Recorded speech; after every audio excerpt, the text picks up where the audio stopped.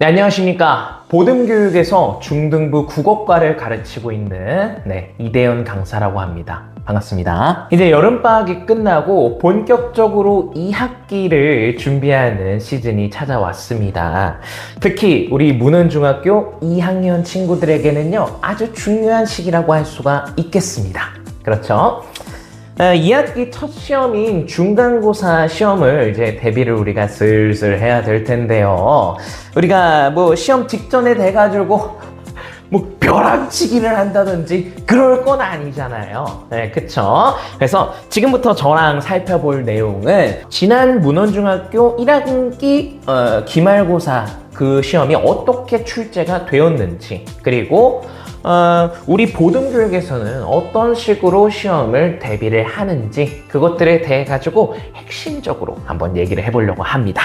먼저 지난 문헌중학교 2학년 1학기 기말고사 내용부터 한번 간단하게 살펴보겠습니다. 1학기 기말고사에서 문헌중학교 2학년은요, 화법과 작문, 그리고 독서, 문법과 매체까지 소단원으로 따지면 5개 분량에 해당하는 넓은 시험 범위가 출제가 되었습니다. 근데 이 넓은 시험 범위를요, 객관식 22문항으로 평가를 하였습니다. 난이도 자체는 평이하게 출제가 되었는데 제가 좀 생각하는 포인트는 한 2가지 정도가 있습니다. 한번 들어보세요. 첫 번째 포인트는요, 생각을 해보세요. 우리 문헌중학교는요, 시험을 출제하는 유형이 2가지 유형으로 나누어져 있어요.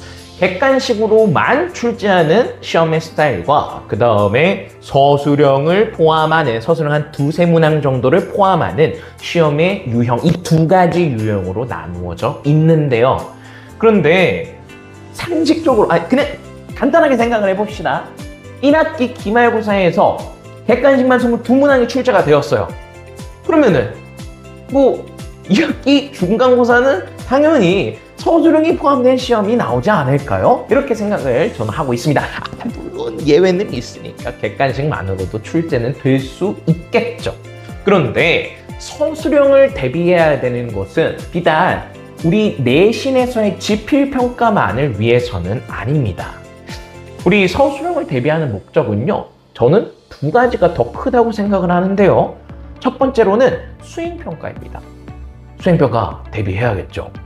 우리 지필평가만으로는 점수가 그렇게 많이 적용되지 않아요. 수행평가까지 포함해야 우리가 고등학교까지 올라가는, 거기에 드는 나의 중학교 성적이 더 많이 반영이 된다는 거죠. 그렇기 때문에 수행평가는 당연히 우리가 직접 쓰는 논술형의 비중이 높고 그것들을 대비를 해야 될 텐데, 그럼 그거 어떻게 대비하느냐? 물론 제가 시험 기간에 수행평가가 이제 치러진다고 하면은, 그러면은 제가 학생들에게 내용을 받아서 학생들이 쓰는 초고의 내용을 제가 뭐 첨삭을 진행한다든지 그런 것들은 당연하게 진행을 하고 있습니다.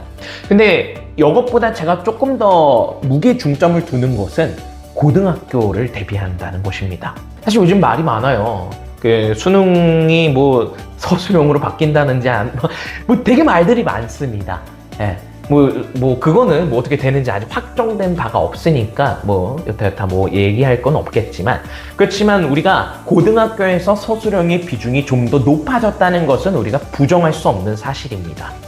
그러면 고등학교의 시험을 대비하기 위해서라도 우리는 논술형, 서술형에 대한 대비를 철저하게 해야 된다는 것이 제 생각입니다.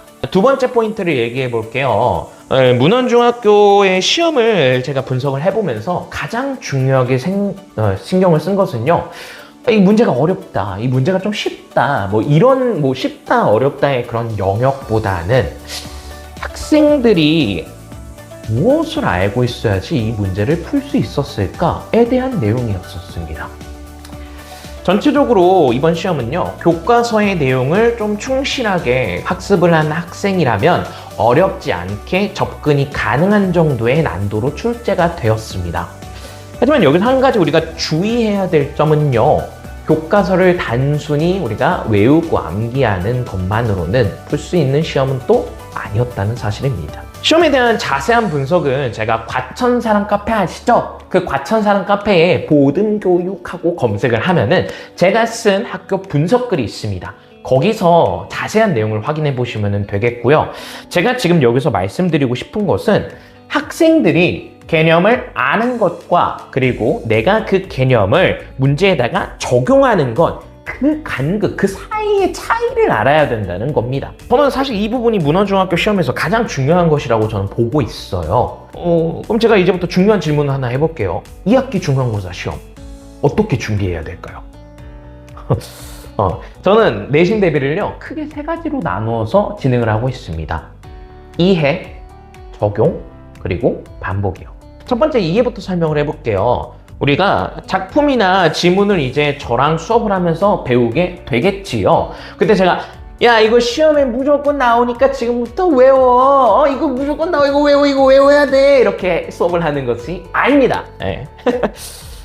저는 어떤 식으로 얘기를 하냐면요. 왜 이러한 표현이 여기서 쓰인 거지?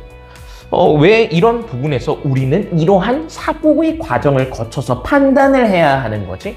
그리고 더 나아가서 문법 개념이라면 왜 이 문장이 왜 이러한 구조로 이루어지고 이런 것들을 제가 어떻게 해야 돼요? 학생들에게 물어봐야 돼요. 저는요 좀 앞에서 설명을 많이 하는 강사라기보다는 학생들에게 질문을 좀 많이 하는 강사에 가깝습니다. 네. 학생들에게 그렇게 물어봐야 얘가 어떤 부분에서 막히는지 모르는지 아니면 내가 그냥 아무 생각이 없는 건지 이런 것들을 제가 파악할 수가 있게 되거든요. 이렇게 이해 과정을 제가 겪었다면 학생들과 겪었다면 두 번째로 할 것은 적용입니다. 문제를 풀어야겠지요. 네. 학생들은 이게 설명을 들으면요 자기가 다 한다고 생각해요. 아시겠지만 네. 그래서 이것을 문제로 가서 풀었었을 때는 또 다릅니다. 이거 또 못 풀어요. 내가 분명 개념은 아는데 문제를 풀 수 없다는 것은 내가 이해하고 있는 내용이더라도 그것을 문제로 적용하는 것에 조금 차이가 있다는 겁니다. 좀 그런 것들을 어떻게 해요? 해결해 줘야겠죠. 내가 안다는 것과 그리고 실제로 할 수 있는 것, 그 사이의 간극을 줄여주는 것, 그것이 저의 역할이라고 생각을 합니다. 자, 이렇게 두 번째 적용까지 마쳤으면 뭘 해야 되겠습니까? 반복해야겠죠. 한번 맞힌 문제라고 해서 완전히 자신의 문제가 된 것은 아니라는 것 우리 모두가 잘 알고 있습니다. 우리가 기출문제들을 푸는 것들도 당연히 그런 것에 포함이 되겠지요. 시간을 두고 다시 한번 확인을 해보고 다른 유형의 스타일로 문제를 다시 한번 또 풀어보고 서술형 같은 경우는 내가 나의 언어로서 직접 한번 설명을 해볼 수도 있습니다.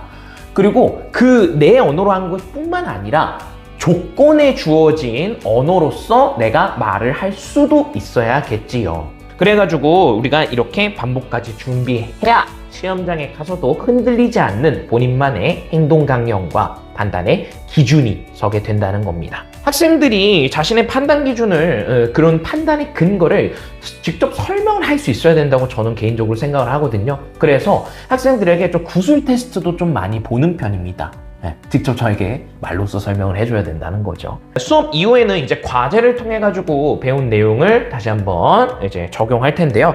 여기서 발견된 약점 그런 것들은 제가 그냥 넘어가지 않습니다. 또 저희 보듬교육이 자랑하는 클리닉 시스템 중에 하나가 1:1 클리닉과 그 다음에 끝장 클리닉이거든요. 끝까지 갑니다. 클리닉에서 학생들이 틀린 부분과 이제 부족한 개념 그리고 서로 스타일들이 다 마다 다르기 때문에 어떤 학생은 작품에 대한 이해가 부족할 수도 있고 어떤 학생들은 문법 개념은 알지만 이거 적용이 힘들 수도 있고요. 이 차이들을 확인하고 학생별로 부족한 부분들을 채워주는 것 그것이 끝장 클리닉이라고 얘기할 수 있겠습니다. 끝장 언제까지? 될 때까지. 문헌중학교 2학기 시험은요 되게 중요하죠.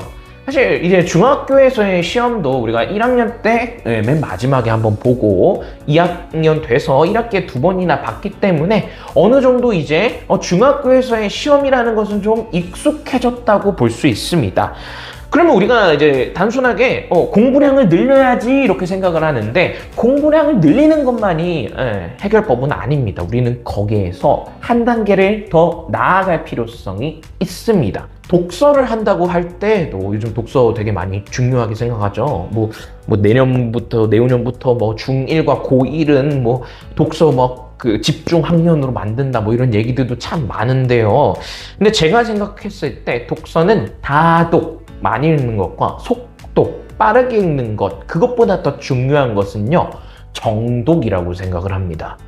제가 말씀드리는 이 정독은 그냥 내가 천천히 읽어가지고 이렇게 읽는 것이 아니라 깊이 있게 그 문장과 문단 간의 내용을 확인할 수 있는 것을 정독이라고 저는 생각을 합니다.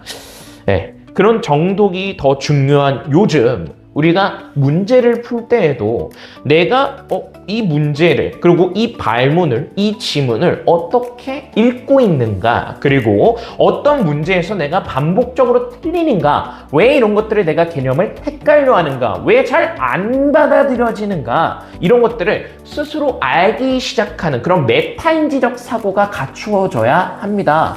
국어를 잘한다는 것은요, 제가 익숙한 문제보다는 처음 보는 문제를 우리가 맞닥뜨렸을 때 스스로의 판단 기준을 근거로 하여가지고 내가 과감하게 선지를 골라낼 수 있는 것이 저는 국어를 잘하는 것이라고 생각을 합니다. 물론 우리가 문해력 문제도 있고 한자 문제도 있고 요즘 뭐 그렇지만 그래도 일단 답은 골라야 될 거 아닙니까? 근데 그 답이 오답이 아니라 정답이어야겠죠. 저희 문헌중학교 2학년 내신은요, 이제 다가오는 8월 29일 토요일 4시에 시작을 하게 됩니다. 그때 내신 1주차를 수업을 진행하고요. 계속 매주 토요일 4시에 수업을 2주차, 3주차 진행하다가 그렇게 마지막 시험이 예를 들어서 수요일이라고 한다면은 그 전날인 화요일날 제가 직전 수업까지 하는 것으로 내신 수업을 마무리하게 되고, 그러고 나서는 정규 수업으로 전환이 되게 됩니다. 정규 수업 때에는 그 내신에서의 다뤘었던 그런 내용뿐만 아니라 우리가 국어에 대한 전반적인 이해를 묻는 내용으로 제가 교재를 구성을 하였고요. 내신과 정규는 모두 제가 직접 제작한 자체 교재로 다 진행을 하고 있습니다. 그리고 나서 목요일과 금요일에는요, 제가 클리닉 데이예요. 학생들에게 시간을 조사해서 너 시간 이때 돼? 너 이때 와? 해가지고 그때 끝장 클리닉을 보고 있습니다. 단순히 시험 점수를 만드는 것을 넘어가지고 스스로 국어 문제를 해결할 수 있는 그런 어른으로, 그런 아이로 자라났으면 좋겠다는 생각으로 가르치겠습니다. 지금까지 보듬교육학원의 중등국어를 가르치고 있는 이대현이었고요. 잘 부탁드리겠습니다. 감사합니다.